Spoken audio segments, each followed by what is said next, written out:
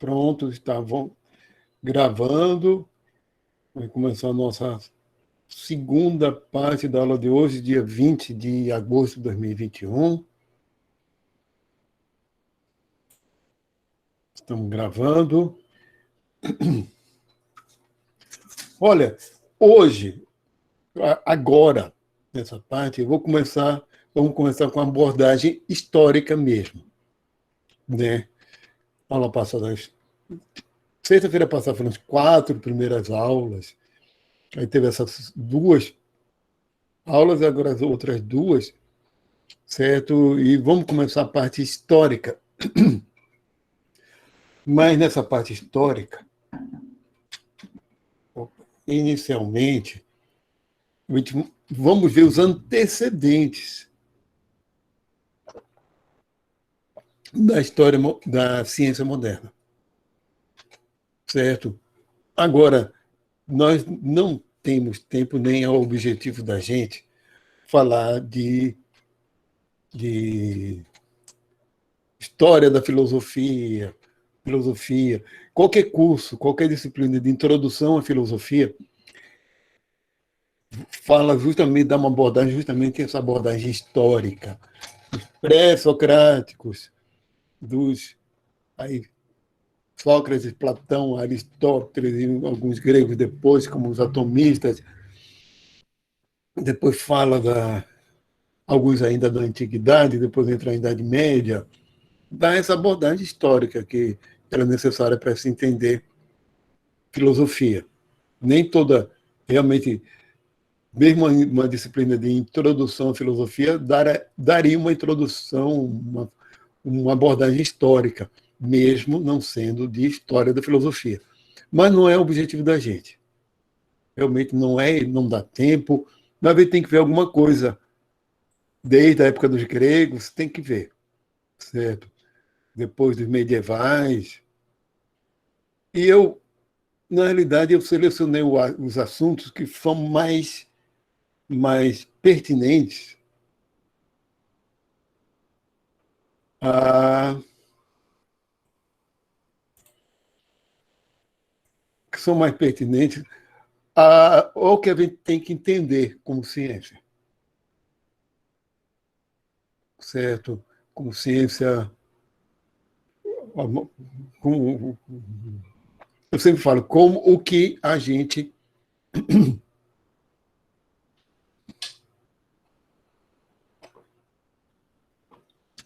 entende por ciência hoje em dia. Tá?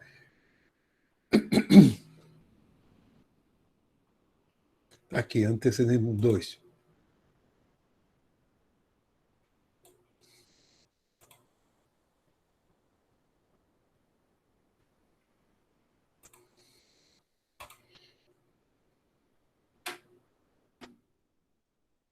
Olha, então a gente vai ver Idade Antiga, Idade Média, certo? Não porque já tinha ciência, sim o que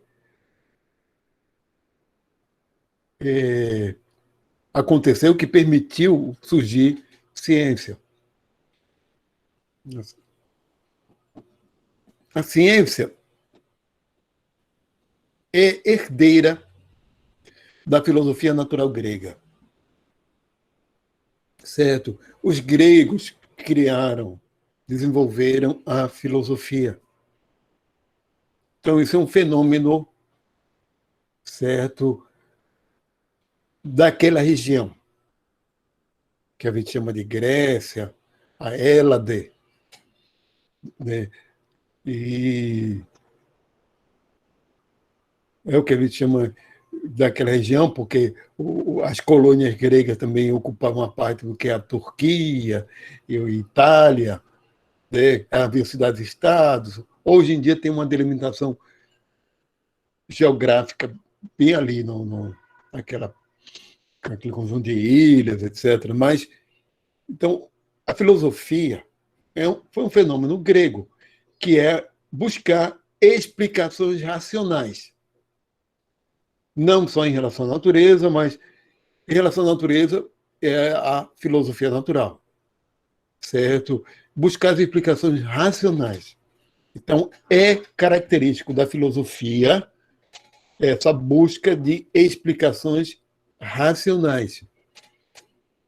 Olha, eu prefiro que o que a gente chama de filosofia é o que foi desenvolvido ali na Grécia e depois na Europa se retoma, certo? Ah,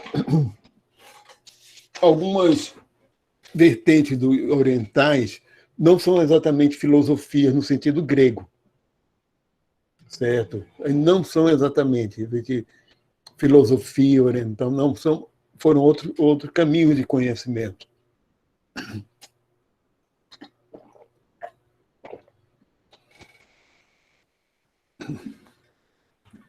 Tá. É a questão agora, como está falando para vocês, das origens da racionalidade ocidental. Duas grandes correntes de se encarar como se deve construir o conhecimento, que surgiram desde a época dos gregos, é o racionalismo e o empirismo, que só veio a se conciliar, mesmo na filosofia, com Kant, com o já citado Immanuel Kant, que foi se conciliar o empirismo puro com o racionalismo puro, certo? Mas das correntes filosóficas lá da Grécia, que remontam a Platão, racionalismo, Aristóteles, empirismo, certo? O racionalismo considera que o nosso pensamento, o nosso conhecimento deve ser desenvolvido a partir da razão, que os sentidos não são confiáveis, certo? E o empirismo considera que o desenvolvimento do conhecimento é a partir das nossas experiências de contato com o mundo pelos sentidos, certo? E a partir daí que se faz o raciocínio vem depois. Enquanto que a busca do racionalismo seria pela razão pura. Então, vamos falar agora alguns conceitos, antes de citar Platão, Aristóteles, alguns conceitos. Vou ver se eu coloquei aqui alguma coisa. Conhecimento baseado na racionalidade. Isso é da filosofia grega. O cosmos, né? Universo ordenado. É um conceito grego que foi incorporado pela teologia cristã e depois pela ciência. A existência de um universo ordenado, regido por leis, e que, digamos assim, seria possível buscar conhecer quais são essas leis que regem o universo. Esse conceito, da forma que eu estou colocando agora, regido por leis, e que é possível buscar saber quais são essas leis, de fato, isso foi uma coisa que aconteceu na Europa, e não no Oriente, e não na Europa, alguma coisa, talvez no Oriente Médio, mas não na China, mas não no Império Turco, mas não na Índia. Então, realmente foi fundamental esse conceito de cosmos, de universo ordenado, regido por leis, e que o ser humano ele seria capaz de buscar, de conhecer essas leis para explicar o universo.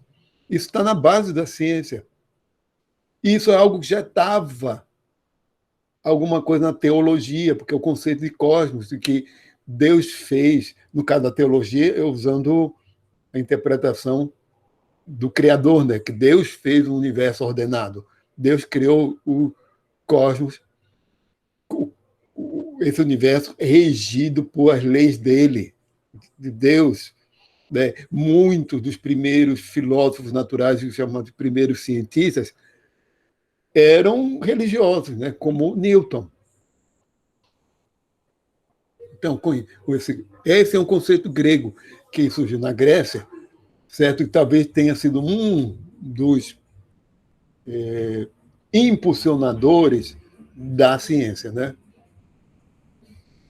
Elemento. O conceito de elemento surge na Grécia pré-socrática.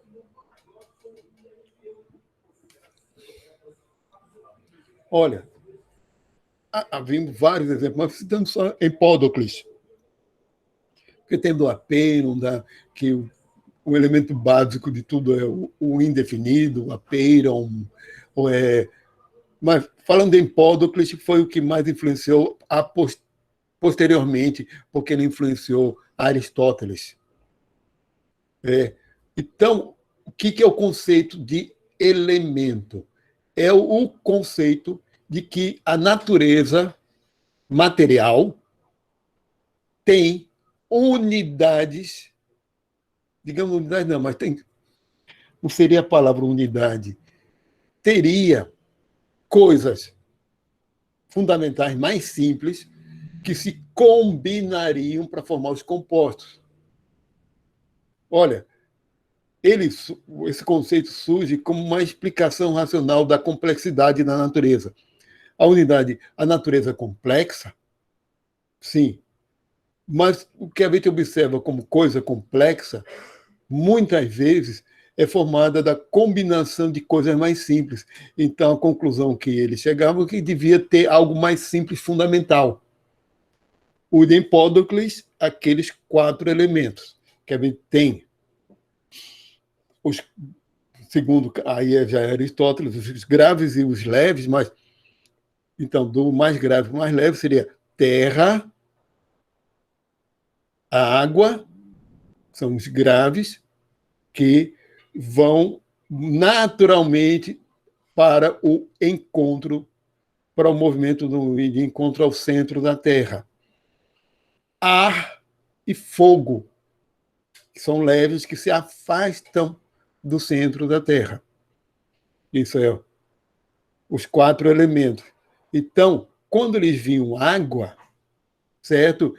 Eles consideravam que ali tinha algo puro, que não era um composto. Tchau.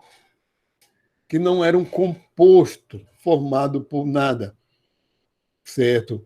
Era algo puro, que se combinava com outros, por exemplo, um corpo de um animal, como o nosso, tinha os 4 elementos presentes em proporções, em certas proporções, né?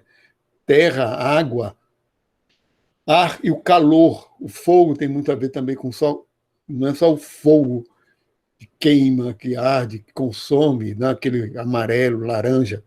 Não, é o calor.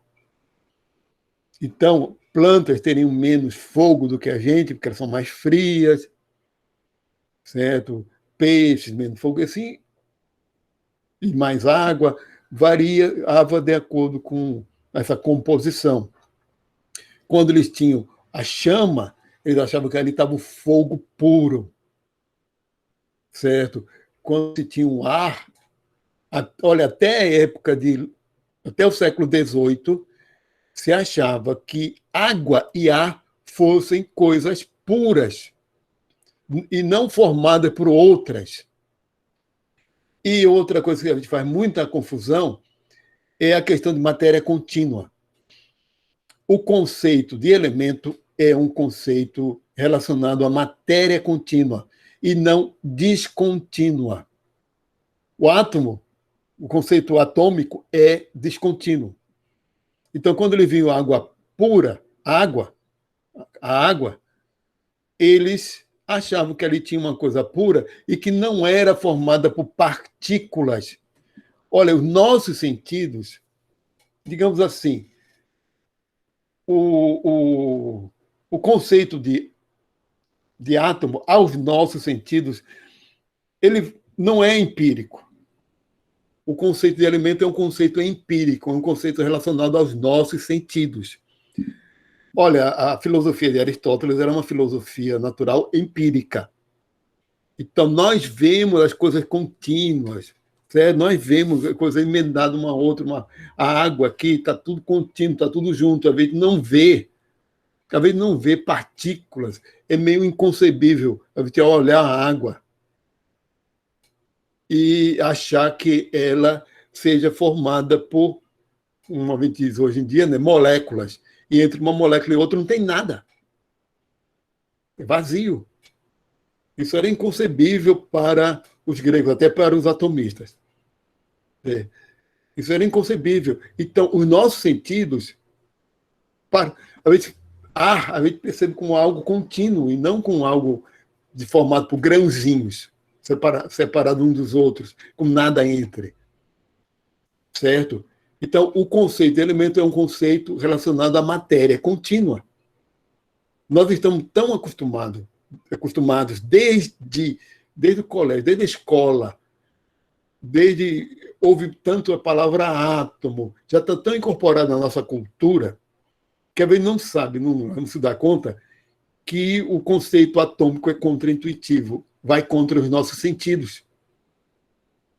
Do mesmo jeito que o Sol, no centro da Terra, perdão, do centro do universo, e a Terra, do mesmo jeito que a Terra girando em torno do Sol vai contra os nossos sentidos, também vai. O conceito atomístico vai contra os sentidos, sim. Certo? Os nossos sentidos relacionados à matéria contínua, que as coisas são plenas, preenchidas. A gente pega aqui, está tudo pleno, preenchido. Ó. Não tem. Não consegue atravessar as coisas, a não sei que se formar com muita força, né? Um projeto passando pela. Não, alguma coisa perfurando. Né? E átomo do atomismo é de matéria descontínua, porque o conceito atomista é um conceito racional, enquanto de elemento é empírico. Porque o atomismo deixa de lado os nossos sentidos e começa a raciocinar e começa a questionar, a argumentar do seguinte modo: a gente tem um pedaço de madeira, divide ao meio, consegue. Pega esse metade e divide de novo. E depois divide de novo, vai cada vez ficando menor. A pergunta que eles faziam era a seguinte: é possível continuar dividindo essa matéria finita, contínua, finita, definida? É possível continuar dividindo eternamente, ao infinito, e nunca parar de dividir? Do ponto de vista racional, a resposta é não. Não é possível. Sim, a isso a conclusão que chegaram é que deve ter um momento em que não é mais possível dividir. Isso é o átomo, de indivisível em grego. E o atomismo, realmente, não tem nada a ver com a teoria científica. Vamos ficar apenas no conceito grego, como ele achava, porque, nesse caso, era o menor pedaço possível, o indivisível, daquela matéria. Então, um pedaço de madeira seria o menor pedaço possível de se dividir da madeira, enquanto que nós sabemos que a madeira está organizada de um jeito, que tem muitas moléculas ali, cada molécula tem seus átomos, e esse, por sua vez, e assim vai, um nível cada vez menor de organização, e o que a gente vê macroscopicamente é o resultado dessa organização a nível celular, nível macromolecular, nível atômico, são níveis de organização da matéria. E como é que é o átomo, é outra história, porque o átomo não é indivisível, o que a gente chama de átomo. O que são indivisíveis são as partículas elementares, que aí elétron é indivisível, pósitron, que é o oposto do elétron, é indivisível, um fóton é indivisível, quark é indivisível, porque os prótons não são elementares, são formados por partículas menores ainda. Então, vamos lá, são 61. Certo? Aí tem umas teorias mais contemporâneas que ainda são muito especulativas, como das supercordas, mas que era para dar explicações lá que é a teoria, que é essa da teoria desse modelo atual de partículas subatômicas, esse modelo atual de 61 partículas não explica, certo? Então, olha, vocês podem ver que a gente usa essas palavras, mas o conceito original não é esse, é por isso que eu insisto. O conceito original não é o mesmo do uso que a gente faz atualmente. A gente usa átomo e elemento no mesmo sentido, sendo que o conceito de elemento para o grego, certo? Era um conceito totalmente diferente de átomo, do atomismo de Demócrito e Leucipo. São ideias totalmente diferentes, que aqui é dentro de uma filosofia empirista, é aqui uma filosofia racionalista. São, digamos assim, incompatíveis. Para começo de história, ou você aceitava o átomo ou aceitava o elemento. Dizer que o elemento era formado de átomos, isso não existia na época. Certo? Agora, por isso que eu disse, conceito científico de elemento químico e teoria atômica não são os mesmos daqueles conceitos gregos. A gente vai ver o seguinte. Espera aí, vou ver o que tem aqui depois, né? A gente vai ver o seguinte. E conceito de elemento químico não é do elemento grego, não é a mesma coisa, não. E elemento químico não é de átomo. É um conceito também empírico. O conceito de elemento químico surge no século XVIII, quando surge a química, e é um conceito empírico, é um conceito de laboratório. De ter justamente isso. Mas no caso da água, se viu que a água foi Lavoisier, que a água não é um elemento que é formada por elementos, é um composto. Um composto que pode ser decomposta, ela pode ser decomposta em oxigênio e hidrogênio, nomes que ele batizou. E não se mudou mais. Né?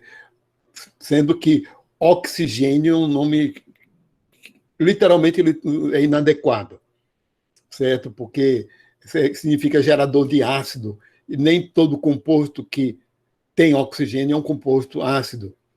Isso foi um errinho de Lavoisier. E hidrogênio é gerador de água, certo? Vem de Gênesis, né?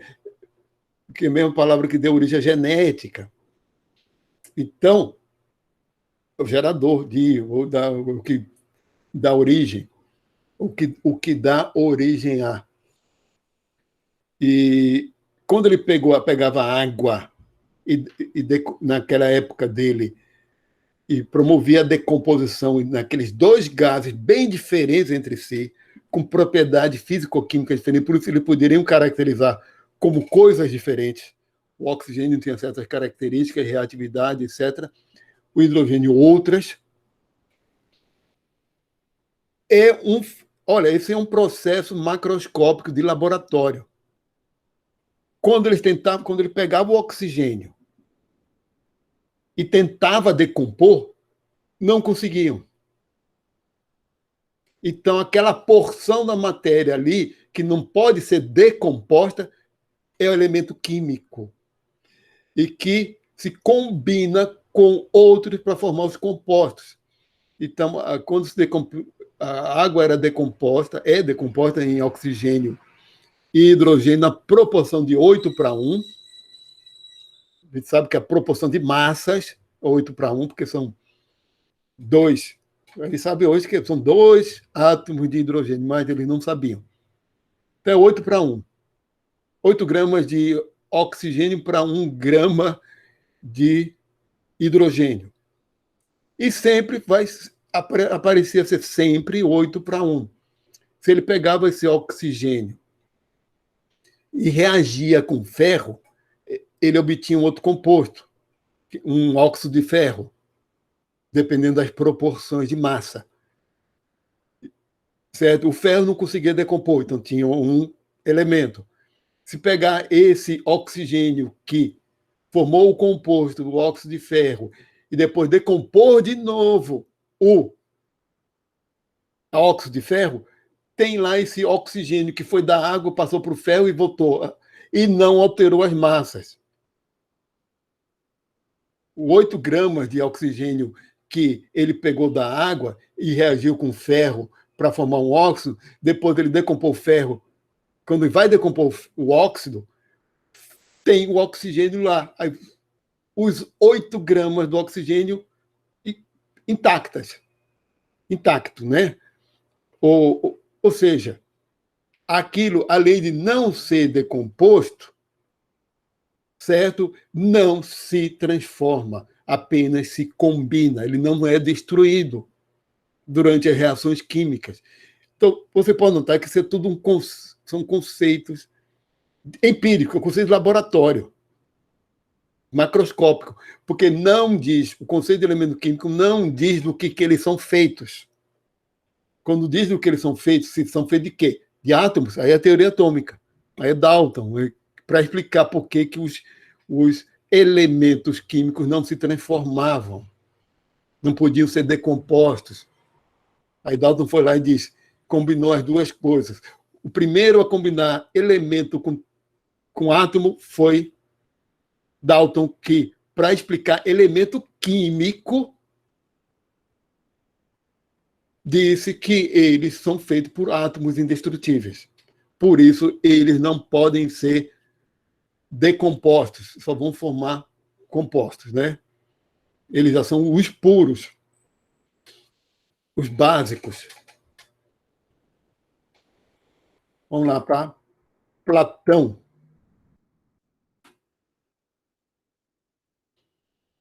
Racionalismo e idealismo. Olha, Platão influenciou muito o pensamento ocidental, certo? E muitos pensadores modernos, já da época da ciência moderna, também tiveram influência de Platão.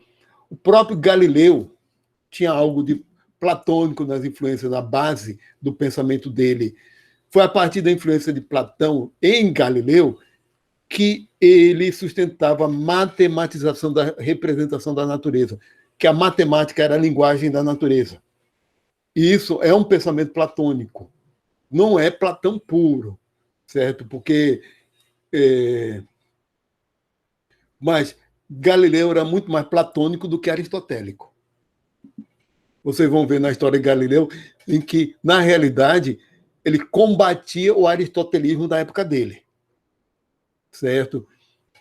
Que um pouco antes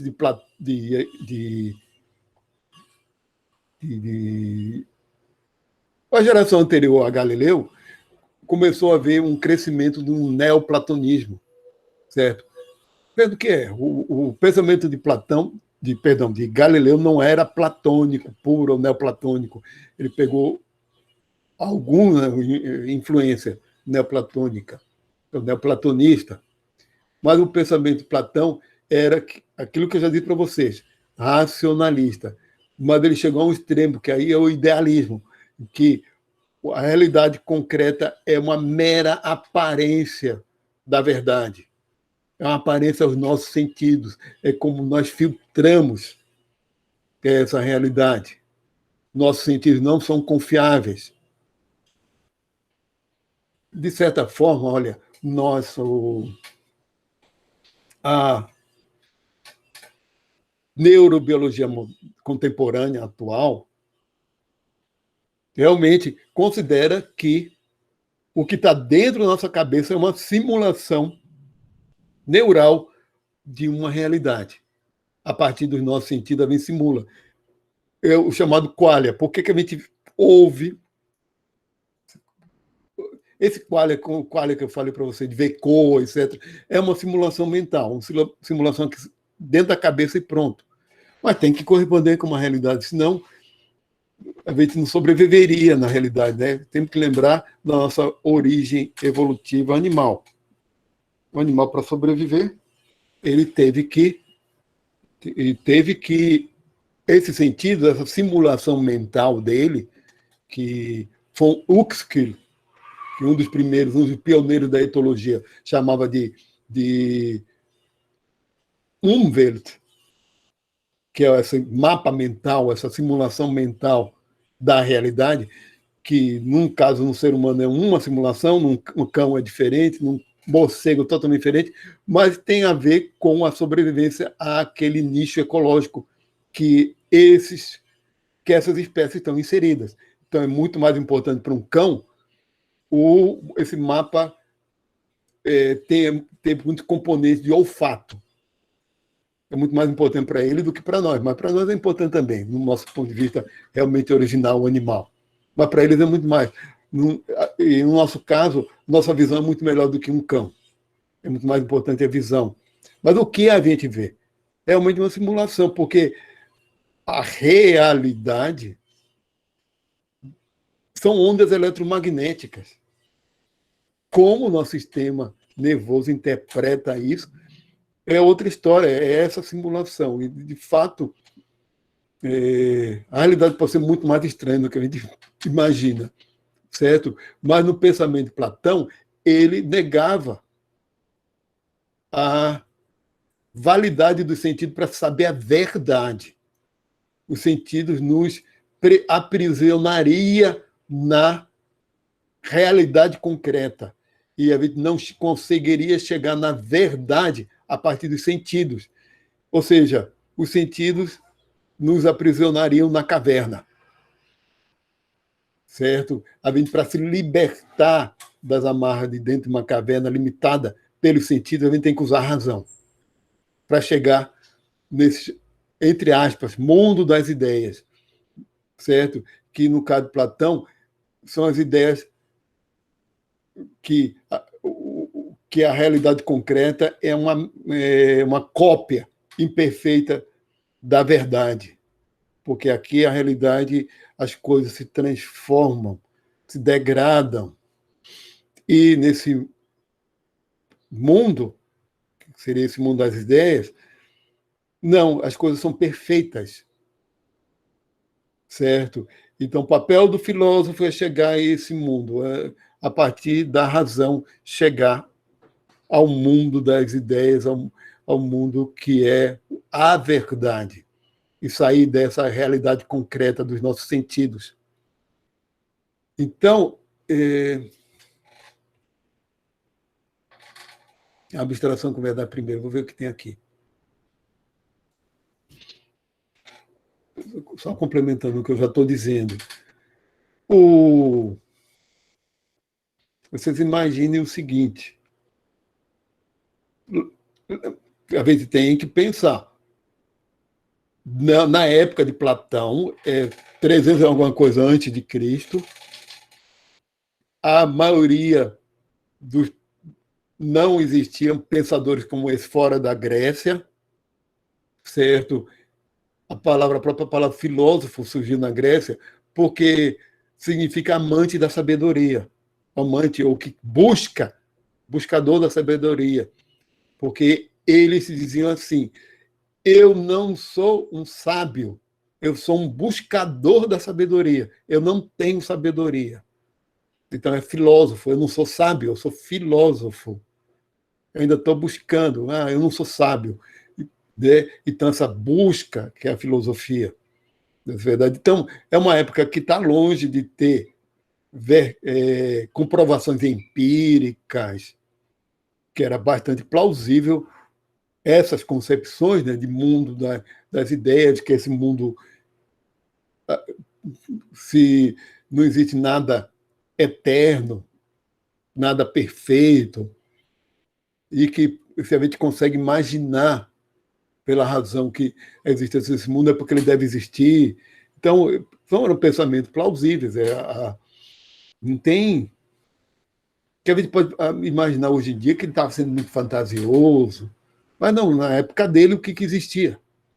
O resto da Europa, falando só da Europa, o resto da Europa era mitos, né? Religiões míticas, religiões cheias de deuses, inclusive a própria Grécia. Estou falando tirando os filósofos, a maioria, né?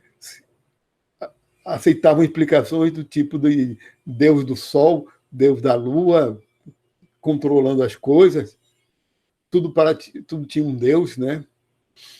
Depois, quando a religião cristã se desenvolve e vai se espalhando na Europa, vai incorporando o paganismo, ao invés de deuses, passa a ter santos, né, para, digamos assim, substituir a mentalidade popular dos deuses. Aí, em vez de ter Deus para tudo, tem santo para tudo. Tem santo disso, padroeiro disso, padroeiro. Cada cidade tem o seu santo, seu padroeiro, né? Como era na época. Cada cidade tinha o seu Deus antes do cristianismo. Esse culto aos santos é uma forma de politeísmo, né? Só que as pessoas não se percebem disso. Os santos seriam como deuses de coisinhas, de locais, e aí teria o Deus maior de tudo. Mas vamos lá. Aristóteles, que foi discípulo de Platão,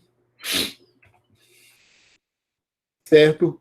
Rompe com Platão, foi discípulo, um pouco mais jovem, mas foram, digamos assim, é diferença de professor para aluno, né?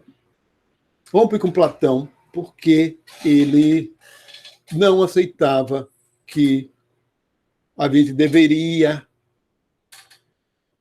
chegar ao conhecimento a partir da razão pura, ele não aceitava esse mundo das ideias, ele achava que nosso conhecimento é questão de experiência, ou seja, empírica, é da vivência pelos nossos sentidos, que a gente conhece e que existe uma realidade, certo? Então, a filosofia natural aristotélica é uma filosofia empírica.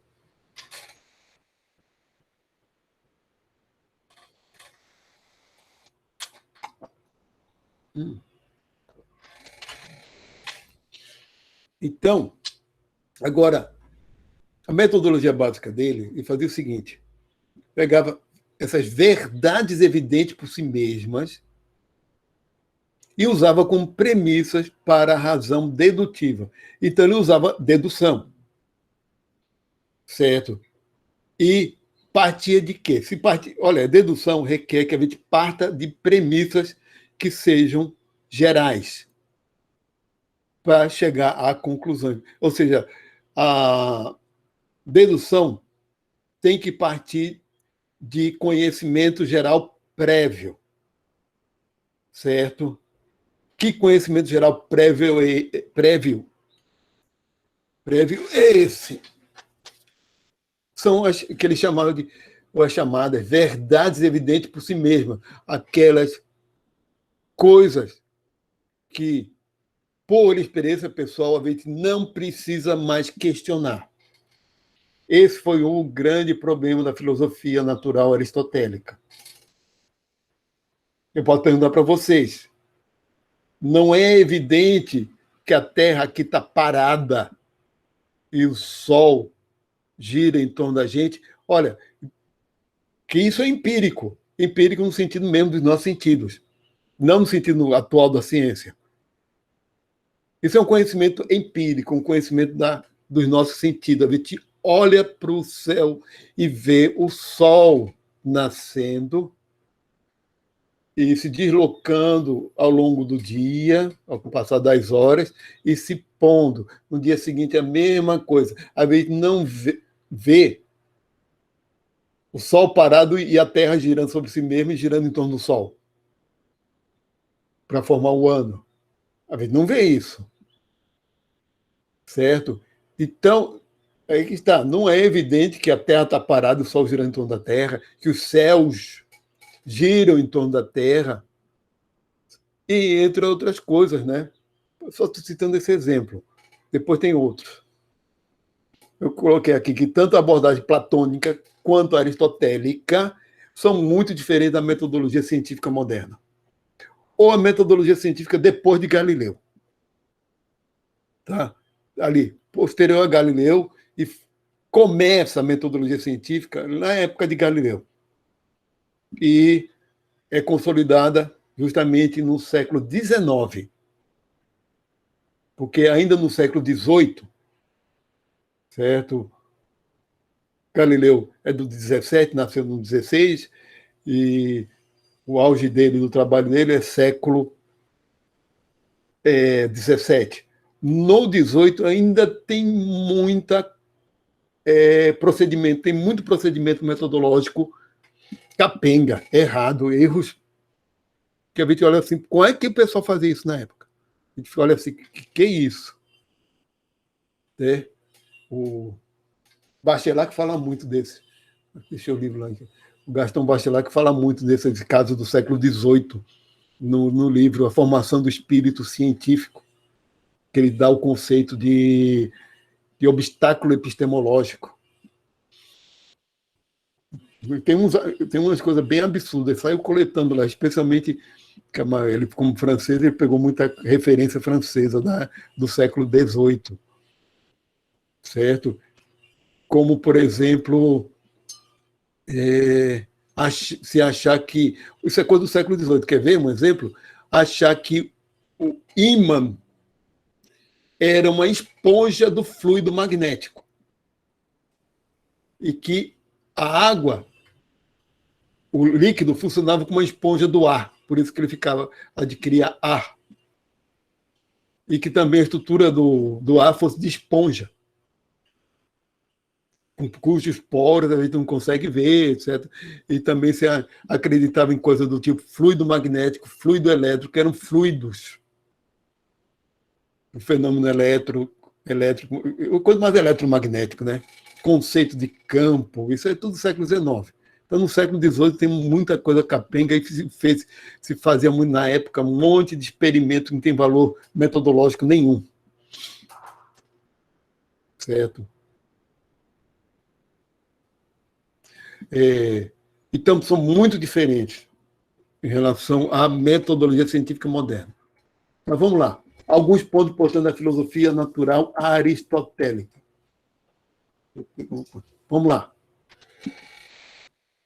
Separação entre terra, com os 4 elementos, e o cosmos supralunar, a quinta essência. Que raio... Peraí, que raio é esse de quinta essência? Só vou ver o que tem aqui. Que é quinta essência? É o quinto elemento. Olha, Aristóteles não partiu dos 4 elementos de Empédocles. Os 2 graves, terra e água, 2 leves, ar e fogo, cujos movimentos naturais eram opostos entre si. O movimento natural da terra e ar, perdão, da terra e água, ou do que predominasse terra e água, era ir de encontro ao centro da Terra. No cosmos, na visão aristotélica, nessa filosofia natural, a Terra é redonda. Para os gregos já era redonda, por causa de algumas observações que eles faziam mesmo. Já nessa época, já faziam, e com trigonometria se podia calcular. Né? Olha, basta colocar uma estaca de madeira numa cidade, uma hora, e como fizeram isso na costa da África, né? na África, na África Mediterrânea, né? Tinham colônias gregas ali. Bastava colocar uma estaca numa hora, numa cidade, e outra milhas, sei lá, a unidade que usava na época, na mesma hora em outro canto, e 2 pessoas observando, e já se observou que em certo dia do ano, ao meio-dia, em certo local, não faz sombra e a outra faz. Certo? E isso dá para... Se tem um que não faz sombra e outro faz, é porque tem uma curvatura. Porque essa aqui está fazendo sombra, está inclinada em relação a essa que não está. Tem uma inclinação. E isso dá pela sombra, dá para calcular ângulo. E ver a angulação, onde é que se encontram, né? onde é que é o ponto de encontro delas. E esse ponto de encontro é o raio do círculo, certo? E com raio a gente sabe o diâmetro e circunferência, trigonometria e geometria elementares. Né? Então, estimaram, teve erro, é lógico que teve erro, porque as extrapolações, a Terra é muito maior do que eles pensavam, até porque eles não esperavam o tamanho que fosse, eles tenderam a errar para menos. Mas, sim. Então, era de encontro ao centro, os corpos graves. Mas isso era uma questão, em Aristóteles, quando ele via uma coisa caindo, ele não estava vendo, ele não estava vendo uma força de atração atuando em cima do corpo, fazendo ele cair. Ele estava vendo o que ele chamava de movimento natural daquele corpo, daquele ser. O movimento natural dele era aquele. Então ele separava o movimento em dois, de corpo, tanto os pesados quanto os leves. O movimento natural dos corpos pesados era ir de encontro ao centro da Terra, procurando o centro da Terra, como algo natural, da natureza daquele corpo. Olha, fica meio difícil de explicar, mas é o seguinte: ele via como uma propriedade daquele objeto. Uma propriedade, certo? E não uma atuação de força em cima do objeto. O movimento, esse é o natural, como resultante da propriedade daquele corpo, que tinha terra e água, ou água, certo? E o movimento natural dos que tinham, que era o ar e o fogo, era se afastar do centro da Terra. Os corpos leves versus os corpos graves. Quando aquilo é um movimento natural, e ele dividia em movimento, o outro era o forçado. Então, dois tipos de movimentos: movimentos naturais, que são os da natureza, do corpo, e o forçado é aquele que se aplica uma força externa. Se você pega uma pedra e solta, era o movimento natural dela, cair. Se você pega uma pedra e joga, aí já é um movimento forçado, porque você transferiu força sua para a pedra. Quando essa força termina, ela cai, porque passa a existir um movimento natural. Então, é como se fosse um L, esse movimento. Não existe uma parábola, vetor de força, isso tudo é Galileu depois, né? Porque aí, para a física já de Galileu para cá, a gente tem a força da gravidade e a força do braço atuando. Certo? Quando vai acabando a força transferida pelo braço, ela vai acabando aos poucos. Aí começa a predominar a da gravidade e ela vai fazendo uma parábola. São dois componentes de força formando um vetor. Em Aristóteles, ou tem a forçada, o movimento forçado, que é o da força, ou o natural. Certo? Então, a física aristotélica, entre aspas, a filosofia de Aristóteles é bem diferente da física contemporânea. Sim, como ele via que os céus eram regulares, perfeitos, isso vai até a época de Galileu, viu? Galileu que mostra que a Lua tem cratera, quando faz observações solares e vê que o Sol tem manchas, porque vocês achavam que eram perfeitos os céus. Que tudo da Lua para lá era perfeito por causa da regularidade. E movimentos circulares, constantes. E não eram movimentos retos, como os da Terra. Ou em direção sendo da Terra, ou sendo forçados, empurrando alguma coisa. Não. O movimento dos céus é circular em torno da Terra e constantes, previsíveis, regulares.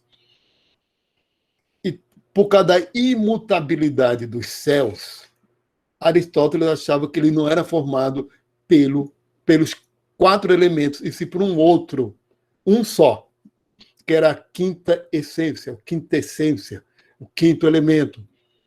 como é um só, não tem como combinar com outros para formar compostos. Então, era algo único. Então, por isso que era perfeito. O que é imperfeito é o que pode se combinar com outras coisas e se transformar. Por isso que o céu, para Aristóteles, os céus eram imutáveis. Eu falei agora já de movimentos naturais e forçados. E uma coisa muito importante em Aristóteles são esses 4 tipos de causas: material, formal, eficiente e final.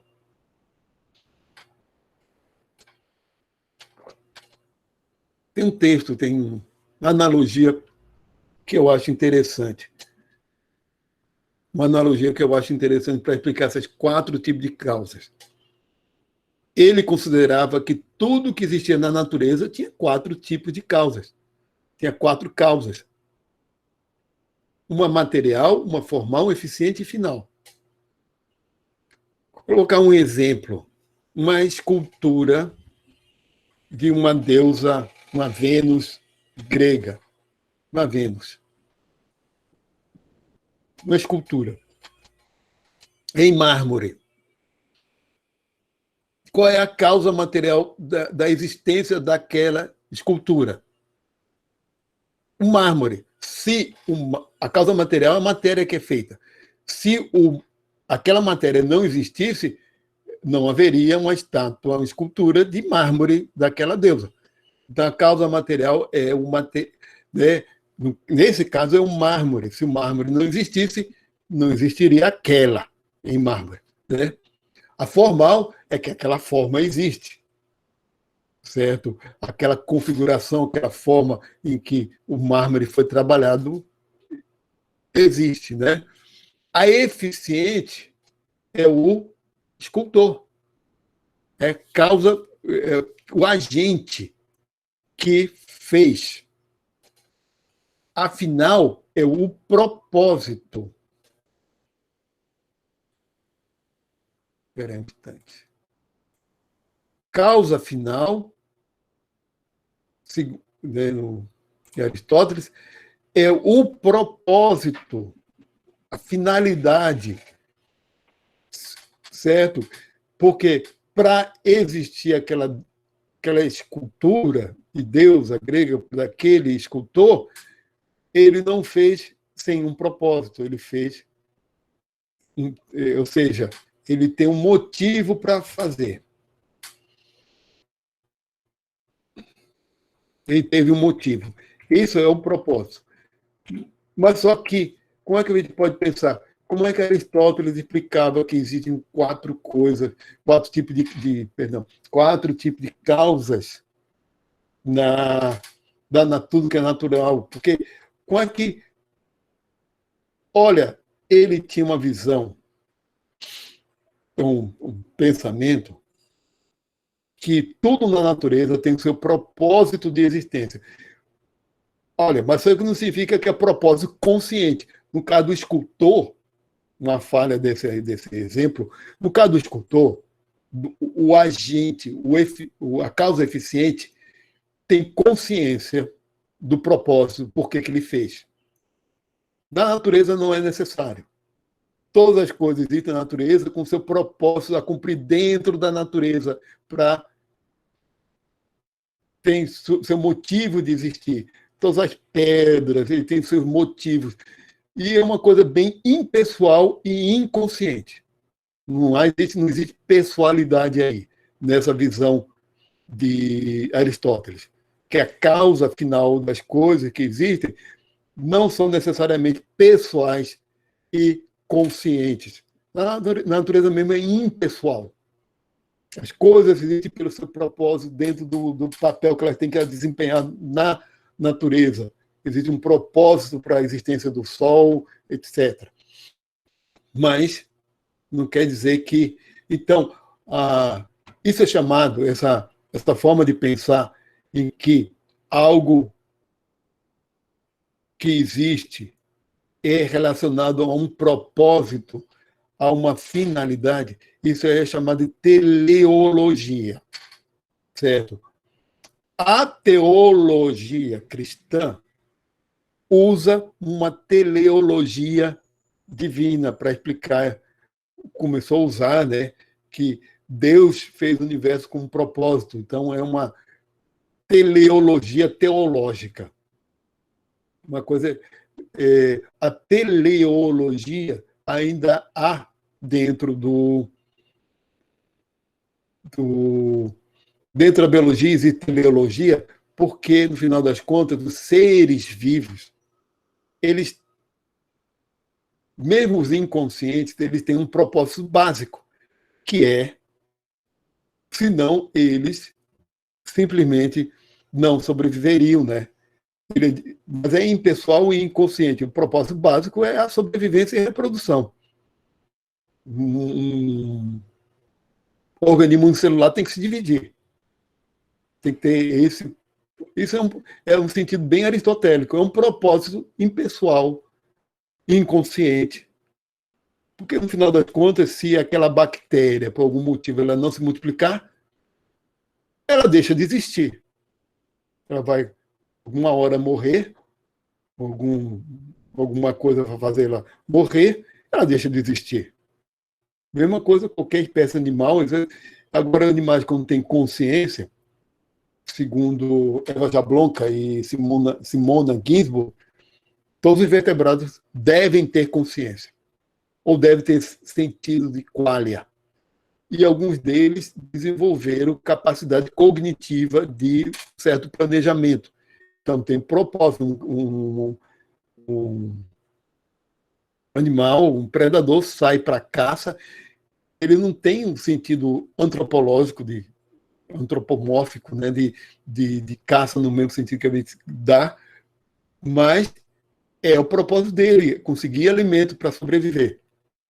Então, ele é orientado a um propósito. Então, são organismos teleológicos, são sistemas teleológicos, certo?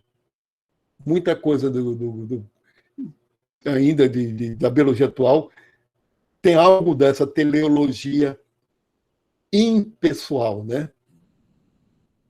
Mas vamos. Cosmos aristotélico. Espera aí, aqui ficou desconfigurado. É porque eu fiz cópia. Vou ajeitar. Opa, errado. Eu fiz cópia de um computador para outro e houve desconfiguração.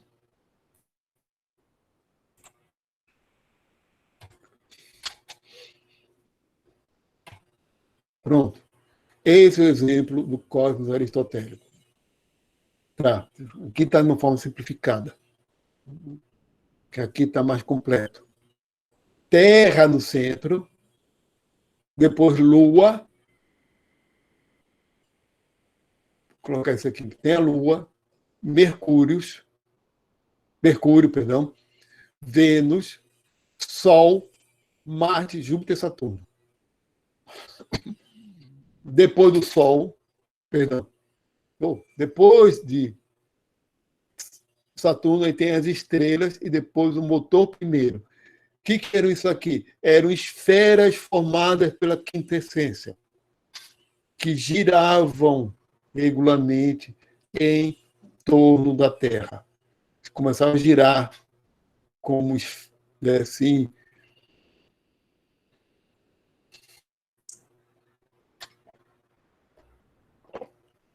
Esse cosmos aristotélico, certo?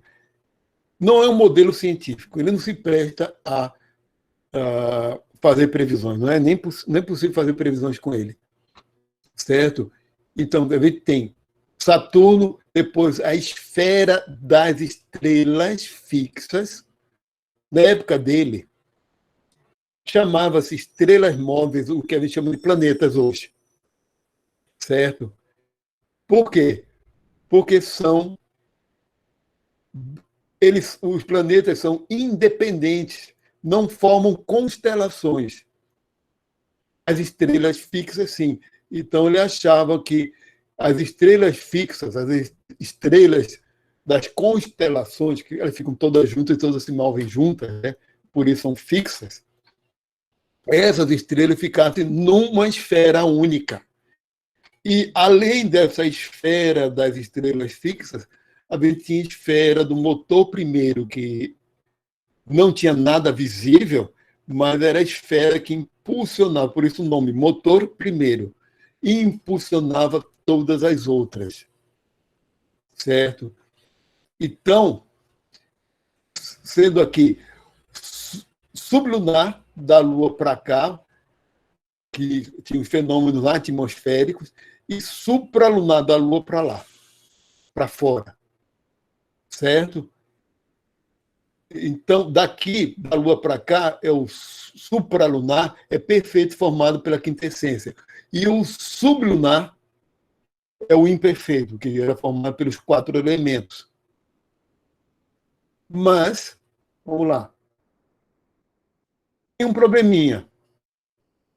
Movimento retrógrado dos planetas. Como é que dá para explicar movimento retrógrado dos planetas com essas esferas perfeitas girando, feitas de quintessência, girando regularmente em torno da Terra? Vocês já ouviram falar em movimento retrógrado? Aqui tem uma foto. Marte, fotografia de Marte, na mesma hora, em dia seguinte, não sei se é esse sentido ou esse sentido, como é a visão dele depois num período que ele está retrógrado. Um dia está aqui, aí no outro dia está aqui, na mesma hora, no outro dia está nessa posição, no outro dia nessa, no outro dia nessa, no outro dia nessa, aqui, e depois, peraí, ele começa a fazer isso. Andar para trás. Ao invés de ele ir nascente, poente, ele vai poente nascente. Ele gira para. Não é que ele estando dentro de uma esfera cristalina que gira com perfeição em torno da Terra, como existe movimento retrógrado. E não é só Marte, não. Os planetas têm movimento retrógrado. Como dá para explicar? Não dá. Sabe por que o que foi que houve? Faz esse movimento aqui, assim. Aqui, está aqui, aqui, aqui. Sabe o que foi? Por quê? Aquele cosmos aristotélico, ele não fez a partir de observações astronômicas dia a dia, detalhadas, acumuladas, não, com instrumentos para ver os ângulos em relação ao nascente, poente, em relação a, não, ele fez, digamos assim, a partir daquelas verdades evidentes por si mesmas e foi gerando conclusões, certo? Então, eu não sei nem se ele sabia que existia isso, movimento retrógrado, mas depois dele se soube disso. Então, como é que dá para solucionar deixando a Terra no centro ainda? Então, quem resolve isso é Cláudio Ptolomeu, de 90 depois de Cristo, a 168 depois de Cristo. Certo? Um astrônomo grego. Não sei até que ponto essa imagem deve ser fantasiosa, né? Certo? É o seguinte. Vou ver se a outra figura está aqui. Não. Está aqui. Tá. Segundo ele, a Terra estaria no centro do cosmos, sim, mas o planeta não giraria em torno da Terra, e sim do epiciclo. Esse epiciclo, o centro dele, giraria formando esse círculo que é o deferente, cujo centro está aqui. Nem a Terra estaria no centro realmente disso aqui. Estaria no centro geral. As coisas girariam em torno da Terra, mas não com a Terra exatamente no centro. Isso aqui é para explicar também a diferença de visibilidade do planeta ao longo do ano. Tem momento que ele está mais perto da Terra e tem momento que ele está mais distante. E esse modelo já é um modelo astronômico, porque já permite fazer previsões astronômicas com ele. E é totalmente montado em. Ele é bem complicado, na realidade. Isso aqui é uma simplificação dele, certo? Que ele tinha que calcular quanto a Terra estaria deslocada em relação ao centro do deferente, certo? Porque aqui não está se falando de órbitas de planetas em torno da Terra, nem mais de esferas cristalinas, e sim de que o movimento do planeta é em torno do epiciclo, e isso aqui em torno da Terra, formando esse movimento ilusório, gerando essa ilusão aqui, o movimento aparente. Aqui, ó, seria o momento do movimento retrógrado. Ó, tem animação que fica melhor para vocês. É como se o planeta, ao girar em torno de um ponto, mas esse ponto está girando, então ele faz isso, né? Ele vai fazer isso. Vai ter momento que ele vai estar, para quem está no centro, andando para trás. Aqui está mais detalhado. O planeta aqui e aqui o movimento retrógrado. À medida que ele vai. Tem momento que ele vai passar por aqui, né? A combinação desses dois movimentos do planeta. Dos dois. Do movimento do planeta no epiciclo e o movimento do epiciclo em torno do ponto do deferente, do centro do deferente. Certo? Equante é o ponto central. Não é nem isso, eu esqueci o que é. Não é nem o ponto central, é formado por essa angulação. É isso. Olha, ele são dispositivos geométricos para encaixar as observações astronômicas, a gente aqui da Terra, de como é que as coisas se movem no céu. No caso do planeta, porque tem movimento retrógrado, como é que está movendo. Certo? E é bem complicadinho. Ele permite o modelo de Ptolomeu, permite fazer previsões, mas tinha muita imperfeição. Tinha que dar muitos ajustes. Isso aí é só o geral dele. Ele tinha muito mais complicações, certo? Mas dá para fazer previsões. Essas complicações, quem resolveu? Foi Copérnico. Resolveu como? Botando o Sol no centro. Botou o Sol no centro, resolveu todos os problemas. Aí a Terra girando em torno do Sol, junto com os outros planetas, faz com que a gente veja um planeta, fica um movimento aparente indo para trás por causa de diferença de tempo entre um girar do outro, entre a Terra está do modo que ela está girando e o outro planeta, em velocidades e distâncias diferentes.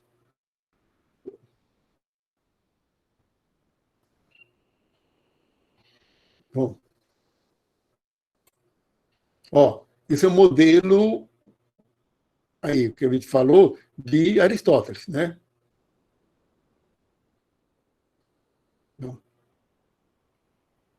E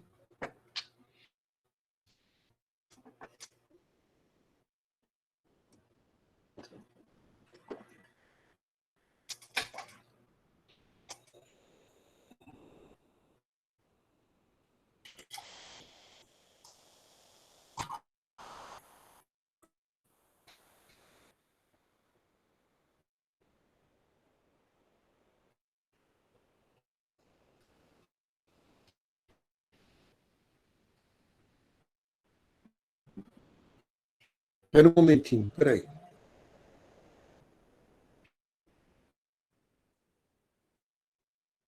Eu volto aqui. Esqueci de pedir a frequência para vocês, né? Vocês me lembrem. Hoje vai. Frequência. Vocês assinem a frequência. Assine a frequência.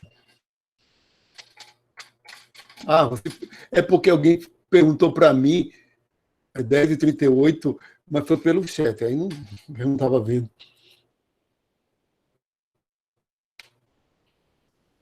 Pronto. Antes que eu esqueça, já são 15 para as 12. Eu vou apresentar isso aqui para concluir a aula de hoje, para não entrar em Idade Média, certo? Lembre-se aí da frequência.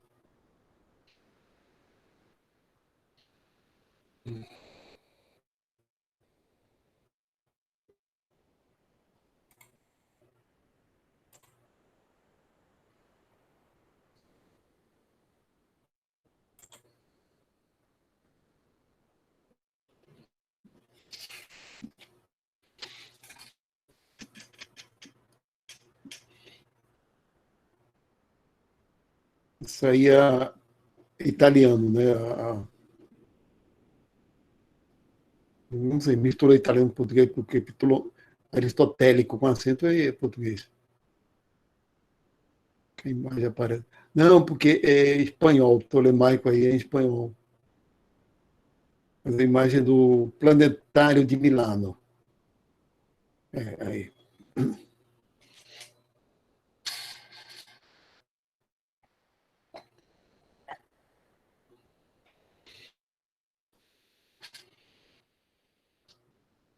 Aí já é uma forma de animação mostrando a Terra no centro e que mostra o planeta. Olha aqui, acompanha aqui o planetinha. Ó, ele está girando aqui, ó, essa aqui está em outro ângulo, fazendo um movimento aparente, retrógrado. Esse é meio um pouquinho mais difícil de entender, essa forma de animação, porque é uma animação que mostra muito mais como se via os céus na época. Olha que planeta aqui girando em torno do aqui. O epiciclo está na perpendicular e não certo em relação a esse plano aí. Está fazendo isso, fazendo. Está na perpendicular, isso se deslocando.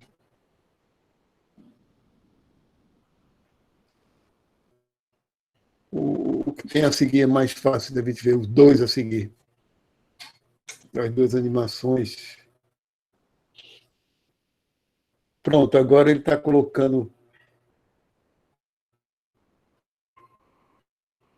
Pronto. O que mostra aqui é o movimento, o planeta aqui girando em torno do epiciclo, aqui a Terra daqui, e aqui aparece outro planeta, não, é o movimento aparente dele. Ó, traçado do movimento aparente. Isso aqui é o movimento retrógrado, essas alcinhas. Quando ele está aqui, ó, ele vai sentido oposto, vai para trás. Aqui está indo para frente, aqui para trás. Aparentemente para trás para a gente, né? Como se estivesse indo para trás.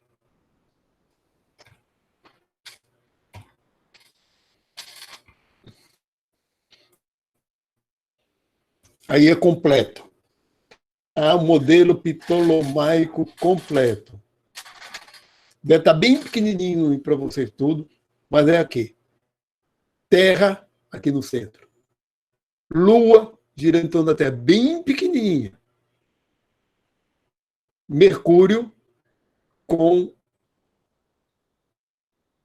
5 epiciclos. Aqui, bem rapidinho, Mercúrio. Vênus, cadê? Vênus está aqui, 2 epiciclos. Girando assim, e ele mostrando o epiciclo aqui. Depois, Sol, 100 epiciclo. Marte, aqui vermelhinho, 2 epiciclos, um aqui e outro aqui, ao longo de um ano. É, 2. Aqui, ó, vê que esse círculo aqui é o epiciclo dele. Aqui, 2 movimentos retrógrados, né? Perdão, falei 2 epiciclos, não, está aqui o epiciclo dele, e ele girando em torno do epiciclo. O tamanho do epiciclo é para explicar justamente quantos movimentos retrógrados tem ao longo do ano? Aqui no Marte são 2. Júpiter aqui. Aqui. Júpiter com seu... O epiciclo de Júpiter é menor do que o de Marte. Ele está mais distante da Terra, nesse modelo ptolomaico, e como o epiciclo é menor, é que forma muito mais movimentos retrógrados aparentes. E, por último, Saturno, aqui, bem lento. Eu vou colocar no final, quantos epiciclos tem Saturno? Vou colocar, adiantar aqui. A quantidade de... Ele vai traçando aqui. Adiantar aí para...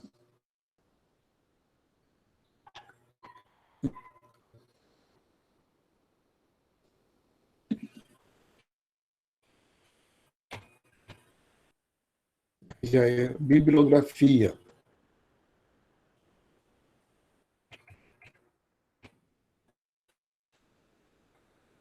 Vai, para quê?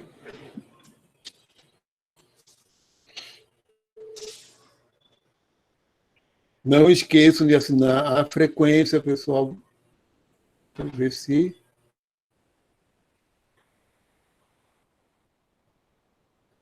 Vamos.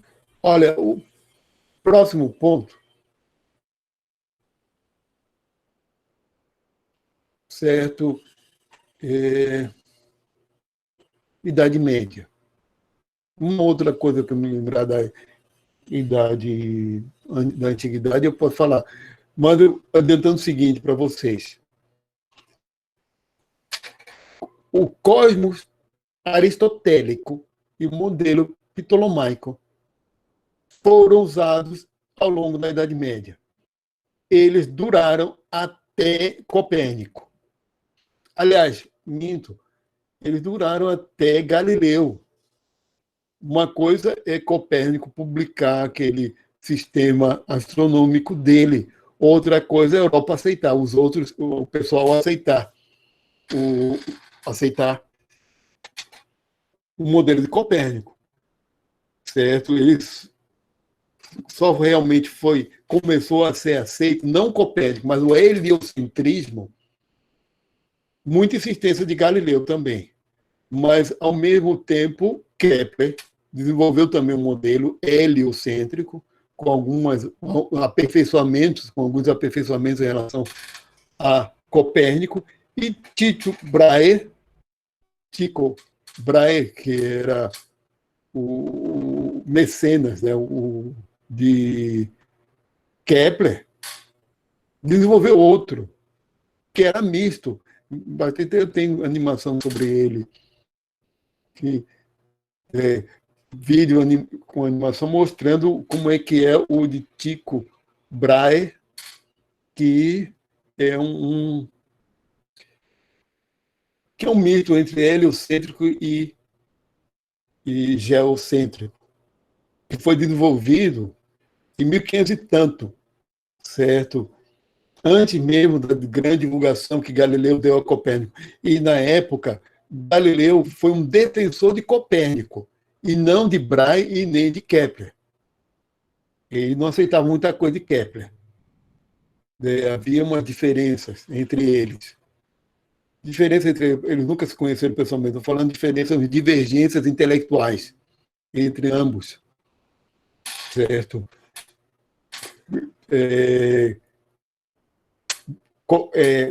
Galileu não aceitava a explicação física que Kepler dava ao movimento dos astros em torno do Sol. E para Galileu era uma questão inercial. Galileu estava errado. Quanto a isso, estava errado. O movimento dos planetas em torno do Sol, enquanto Kepler achava que era por questão de força magnética, que os astros, o Sol e os astros fossem como grandes ímãs, gigantescos ímãs, certo? Galileu achava que não era, que era por inercial. Vou explicar depois direito, né, quando chegar a época. Vou explicar direito como é que Galileu explicava o movimento do planeta em torno do Sol. E depois de Galileu e depois de Kepler, um físico, Huygens, holandês mostrou que não existe movimento circular inercial. É necessário força.